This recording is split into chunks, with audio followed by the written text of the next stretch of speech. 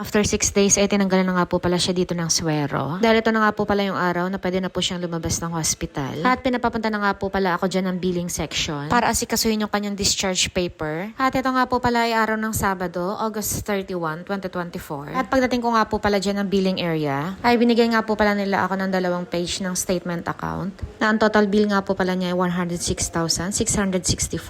At dahil member nga po pala siya ng PhilHealth, kaya maraming salamat. Dahil lahat nga po pala ng bill niya ay na-covered na nila. Kaya wala po kaming binayaran dyan kahit piso. And after naman po natin sa billing, dumiretso nga po pala ako dyan sa blood bank para ibalik po sa kanila yung papel na blood request ng doktor. Dahil pag meron nga po palang blood transfusion, ay kailangan mo nga po palang maghanap ng blood donation para palitan yung dugo sa blood bank na ginamit kay patient nung araw ng operation niya. Pinaliwanag nga po pala sa akin dyan ng nurse na wala nga daw po palang dugo na isinaling kay patient nung araw ng operation niya. Pero maraming salamat pa rin po kay Kuya Mel Masilungan. Dahil isa po siya sa nag-donate ng dugo. At dahil hindi nga po pala yung nagamit kay patient, kaya meron po tayo isang blood bag na naka-reserve sa blood bank. At tinanong ko nga po pala kung pwede po siya i-donate sa iba. Pero ang policy nga daw po pala nila ay non-transferable. Kaya anytime pag kailangan po ni patient ng dugo ay naka-reserve lang po siya sa blood bank. At dahil okay na nga po pala tayo kay billing and blood bank, ay binigyan na nga po pala nila tayo ng clearance for discharge. At pagkatapos ko naman po ayusin yung discharge paper dyan, ay inayos ko na rin po yung mga gamit namin. At pagkatapos ko na maayusin yung mga gamit namin dyan, ay naligo nga po pala muna ako habang wala pa po yung sundo namin. At tapos ko na nga rin po palang bihisan dyan si Bernard bago ang sarili ko. At 11:30 AM nga po pala ay tapos na ako para asikasuhin yung mga discharge paper namin. At maraming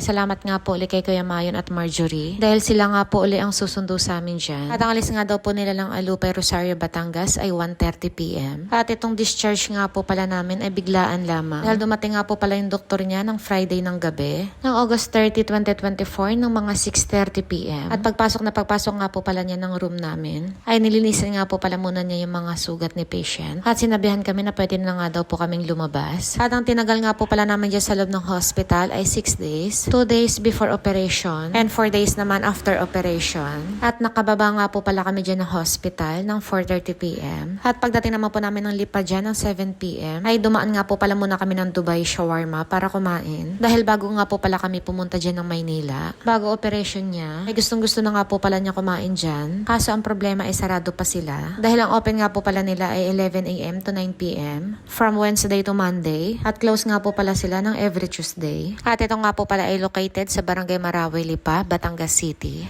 And opposite naman po siya ng SNR exit gate. At ang katapat nga po pala ng resto na to ay palengke. Maraming salamat nga po ulit kay Marge sa pakain niya. Dahil ang may-ari nga po pala nito ay isang Pinay. At yung lalaki naman po ang may lahi. At ang pinaka-bestseller nga po pala nila dito ay ang chicken biryani. At naghati nga lang po pala kami dito ni Bernard. Dahil sobrang dami ng serving nila. Sa halagang 239 pesos ay busog na busog ka na. At sariling gawa nga po pala nila dito yung kanilang wrapper. At pagkatapos naman po natin kumain dyan, ay binigyan naman po nila tayo ng napakasarap na tsaa. At kakaibang tsaa nga po palang natikman ko dito.